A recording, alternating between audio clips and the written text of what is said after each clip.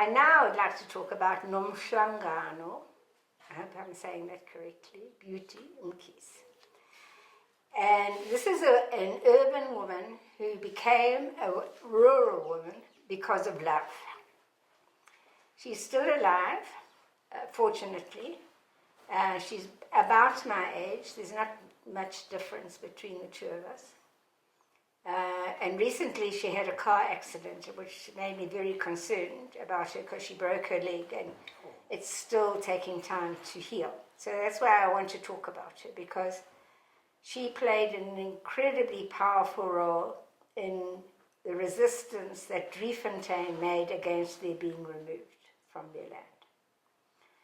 And in this one picture, this is now in 1983, I think, and it is when Black Sash had heard about Driefontein. I'm not quite sure how we heard about it, but it might be that people from Driefontein had spoken to us.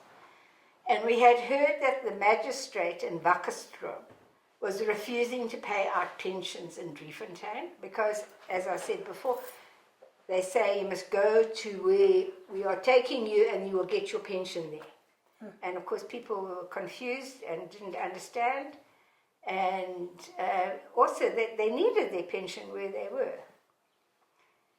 And so Black Sash had gone down, and they're actually sitting in the boot of my car here. I had a station wagon, so they're sitting at the back. And the one Black Sash woman, Josie Adler, is talking with Mum Beauty. She's looking at the woman's passbook and we're trying to work out ways, how can we get pensions to these people? And we're writing down names of people with their permission, obviously, and trying to see what we can do, if we can make a case against the magistrate from Wakkerstroom. I think I must also now go on and explain that Beauty is in mourning clothes. She is in mourning. And the reason that she is in mourning is because her husband, Saul Mkhize, was a man from Soweto originally. In fact, they met in Soweto, the two of them. But his family came from Driefontein, and they had a beautiful old stone farmhouse in Driefontein. And Saul Mkhize, I always felt, was more of an urban man than he was of a rural man. And he liked his parties and he liked his whiskey and that. But then the apartheid government made a very big mistake by trying to take the land away from the people who owned the land in Driefontein. And Saul said, this is not going to happen. I'm not going to allow it. And so he became the leader of the resistance in Driefontein. And I was very lucky and fortunate to be able to meet up with Saul in Driefontein, and then even just a short while before he was killed, I was with him in a place not far from Ladysmith as well. We spent Easter time there together, or just before Easter. It was actually Palm Sunday. Anyway, what happened on the Easter weekend in 1983 was that they held a community meeting where Saul wanted to report back to the community about the processes they were trying to put in place so as they wouldn't be moved. And all of a sudden, police arrived, including a young white policeman called Ninaba, Constable Ninaba. And he said that this is an illegal gathering and people must disperse. But the people owned that land. So in fact, he was the one that was trespassing because he had not been invited. And Saul resisted, and he said, I'm having a community meeting. It is my right to have this community meeting. We are not going anywhere. And this constable then threatened him further. And the next minute a shot rang out and Saul Mkhize was killed. So that was a time of great devastation for the people of Driefontein. You can imagine how they felt. They must have felt that now we don't know what is going to happen to us. And there was a big funeral. I did go to the funeral, and for the first time I experienced a political funeral because people came from Joburg to Saul's funeral in Driefontein. And there were people from UDF, but there were also black consciousness people who came there, some of them who were working for the South African Council of Churches. And as I said, the funeral was very big. And then later on, there was a court case that was held in falseness. And unfortunately, the magistrate there said that Ninaba had been right to kill Saul. So there was never any justice that happened. So Mam Beauty there is in her mourning, the clothes of mourning for her husband. But as you can see, she has now made a commitment to the community of Driefontein. She decided that because of her love of Saul, that she would actually move to Driefontein and become a rural woman. And she laughs when she tells the story as well, because she said, you know, in Soweto I used to wear trousers, I used to go to the dance halls, you know, I would have a lovely time of partying. And then she said, when I came to the rural areas, I had to become a rural woman. I had to wear long skirts. I had to wear a doek on my head. I had to behave in a certain way to the men. I had to show great respect. And she did it. She became a mokoti. And she used to, when I went to visit her sometimes, she would make me also go and serve tea to all these old men. Like I was one like her, somebody like her as well. And so what happened was that after this was that the community came together, and they had mainly elderly landowners, men, who had been working with Saul to resist the removal from the land. But they then turned to Mam Beauty and said, will you please join in with us and help us resist this removal? So she basically then was able to move in where her husband had been and take over the sort of focus on resisting the removal in a way that did not disturb the community, which I think was very wonderful. And even though the apartheid government put in another chief, you know, he wasn't accepted by the community at all, and it did cause some of a split because he supported Nkata as well. So that was also another problem, and it brought quite a lot of violence to Driefontein. And we can go a little bit further. Okay, so this is actually in the Khotsa house. This is the vigil that I was talking about. And there again, you can see Beauty is in mourning, and she's listening to one of those discussions that we had in the late afternoon about various subjects. The young man sitting next to her is the brother of Solomon Mshlangu. I think his name is Sietsi. And then the other woman is a woman called Molly Sklar, who not only was an actress and a very interesting woman, but she was a member of Black Sash, and so that is why she was there. And this, as I say, was part of that Black Sash vigil, which then grew into track later on. And here, this is her speaking. Next door to Driefontein was another small area that was also threatened with removal. And it was more of a family area under the Ngema family, and was called Kwangema, and here she is talking to some of the women from Kwangema to explain to them what is happening in Driefontein and to help to understand what can, how they can maybe resist the removal from Kwangema. I'm happy to say that the Kwangema community is also still there. It's a very beautiful community. They also had wonderful crops. I've got some lovely photographs of them ploughing their land, with oxen and growing beautiful mealies, and it was a very fertile area, and then storing their mealies for winter time, etc. Driefontein was a little bit, I mean, people used to grow, but it was more personal growing. You know, they did have some land for cattle, but Driefontein was also an area that used to take in farm workers when they were chased off white farms in that area. So then what happened was that the owners had land, and then they would maybe allow a farm worker or somebody, a tenant or something like that, to put up a small place on their land. You know, so that's how you got landowners and then tenants who were part of the Driefontein community as well.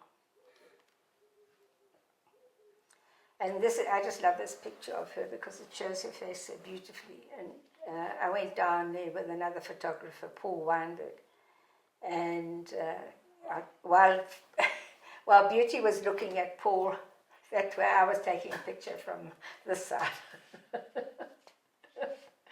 So that's how I got that picture of her.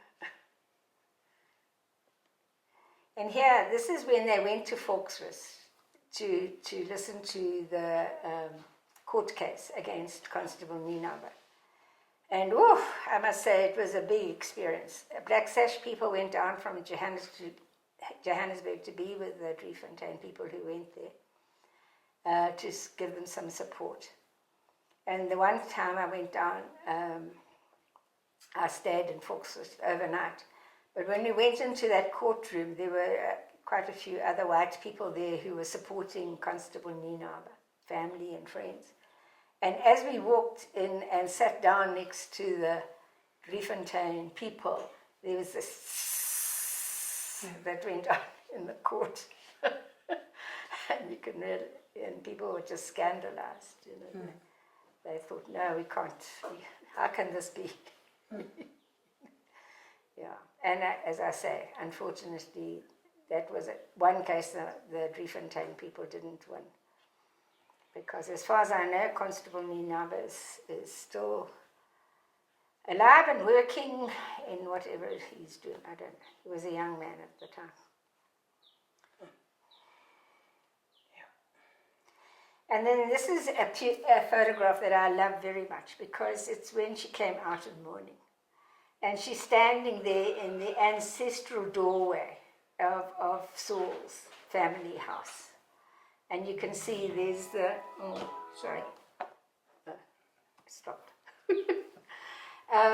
You can see that the horns there on the door and other things. And that's part of the stone house. But it also shows you the painting on the door of the numbers. The numbers that we were talking about. Yes. Yeah, when people were going to move and how the numbers got painted onto the door. But in that picture, I feel she's looking free now. You know, which is very wonderful. Yeah. Now, this was very interesting. Here is Beauty sitting with other young women from Driefontein in her barn, where they used to keep some hay and some other farm equipment. And she's crocheting. And what had happened was, because I had got to know some of the guys from KwaZulu in Tembisa, I had said to them, you know, you guys are here in urban areas. How much do you know about what is happening in rural areas? Yes. And they said, no, we don't know. And I said, would you like to know something? And so I spoke to my Beauty and I said, can I bring some of the Tembisa guys down, the KwaZulu guys down to meet up with some of the youth in Driefontein so that they know that the struggle that is happening in Driefontein is not something that's happened on its own. There are other people also struggling, maybe in a different way, but there's young people are struggling against apartheid. They are fighting apartheid. And so I took 3 of the guys down from KwaZulu guys down to Driefontein, and they're here and they were sitting in the barn, and then the KwaZulu guys are talking, and the women are listening, and Beauty is crocheting, doing crochet work.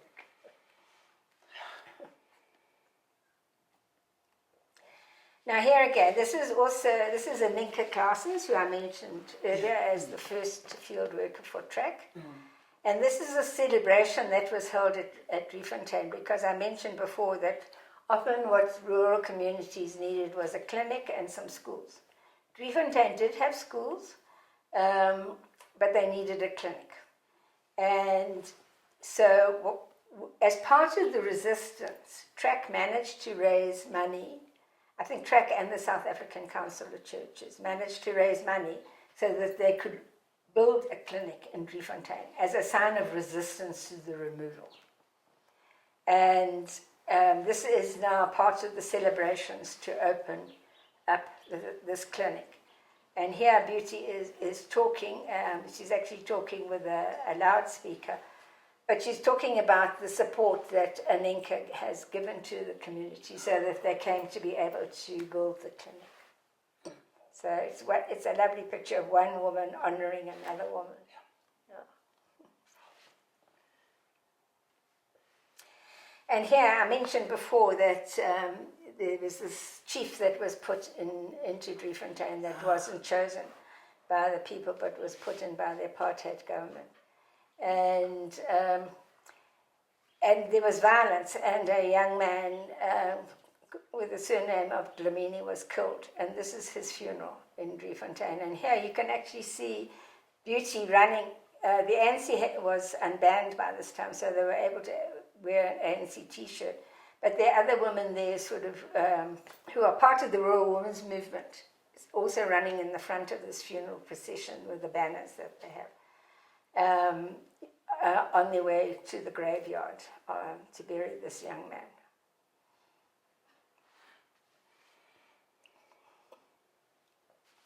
And then later on, this is on the left-hand side of this picture, sitting next to Mum Beauty, is a young woman called Melinda Swift. And she also became a track field worker, but now it wasn't so much about resisting the removal from the land. It was now about trying to develop the land, because now apartheid had come to an end, and now we needed to look at the rural areas, because in all the time that they were fighting against being removed from the land, of course they weren't necessarily ploughing or developing the land. And so Melinda was a very good person to be able to help discuss how they wanted the land to be, what part of the land did they want to put under ploughing and growing mealies, or what did they want for cattle, where do they want to put people, because people were still coming into Driefontein. And here they're actually talking to farm tenants, people who had been living on a farm, had been thrown off the farm that wasn't far from Driefontein. And now this woman who is a farm tenant is talking to Melinda to tell the story, and Beauty is listening to see how we can help the people that have been thrown off the farms in that area. And also there was going to be a mine nearby. Driefontein's had coal, and the Driefontein people never got the mining rights to that coal.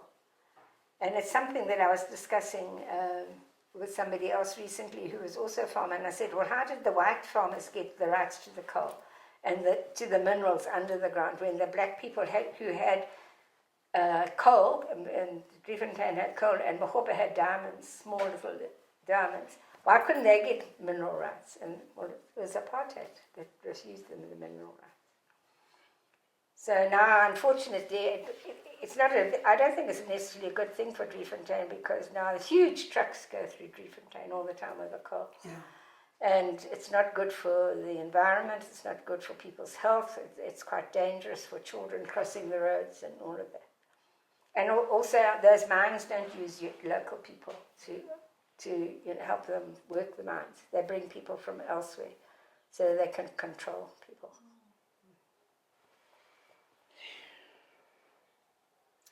And this is a picture that she wanted me to take, especially because she said, I want to show you I'm a rural woman.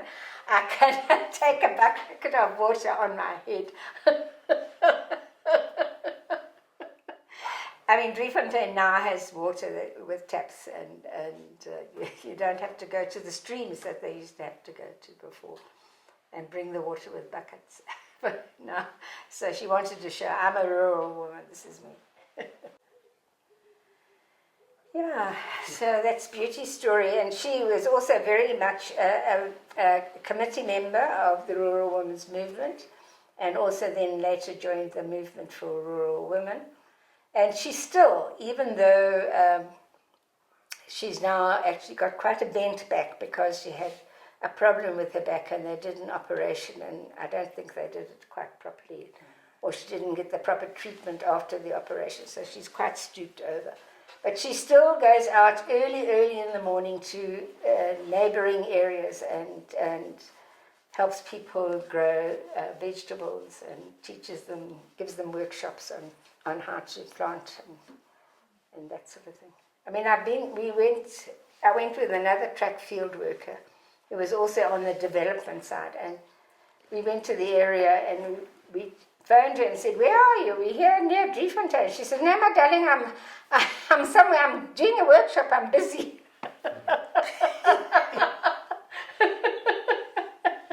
So we didn't get to see her that time. So she keeps herself very busy. Yeah, she's wonderful. She's a very powerful woman.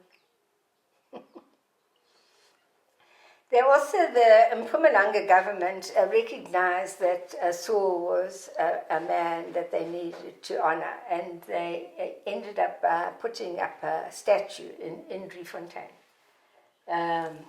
for him, and they had a big ceremony, you know, when they revealed the statue, and Driefontein is now called Saul Mkhize, I think it is. But you know, for me it was very sad. I went there and they had all these speakers from Mpumalanga province, and they knew nothing about the history of Driefontein. Even though they had put up the statue, they hadn't done any research on what had happened there. Why was Saul's statue going up in Driefontein? And I found that very sad. I did have some discussions with one of the people from the Department of Arts and Culture there, and through Sepa Molloy, the one that was working at Wits, the oral historian who was working at Wits and is now at University of Johannesburg. But even he couldn't get them to take an interest, you know, in more of the history of Driefontein. But when we went to visit there one time, because what happened was that with South African History Archives, in 2013, we wanted to go back to the places some of the places where Black Sash had been working, and we went with Marge Brown to some of the places to take some of my images to those places to show the young people. Oh, yes. The history. And the young people didn't know the history either. The parents hadn't been able to tell them, or whatever happened, I don't know. But when we were there, there's now a little community centre, and that's where Saul's statue is. And the one time I asked Mum Duty, I said, "How do you feel having your husband looking down on you like this?" And she said, "My darling," she says, "you know, sometimes I look at him and I say, but you are too dusty." and I get a and I get a hose and I wash him down.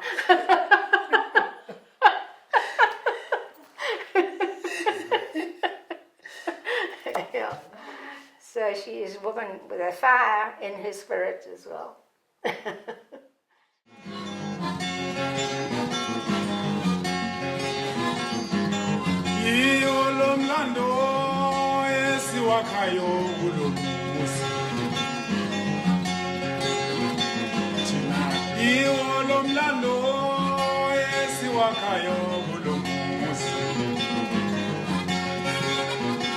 Sibambaneni webawethu wemaduka, sugcineni amasiko ethu wemaduka, sizishiyela abezala. Asiwagcineni amasiko ethu webakithi, thina siwagcineni amasiko ethu webakithi, sizishiyela abantwana.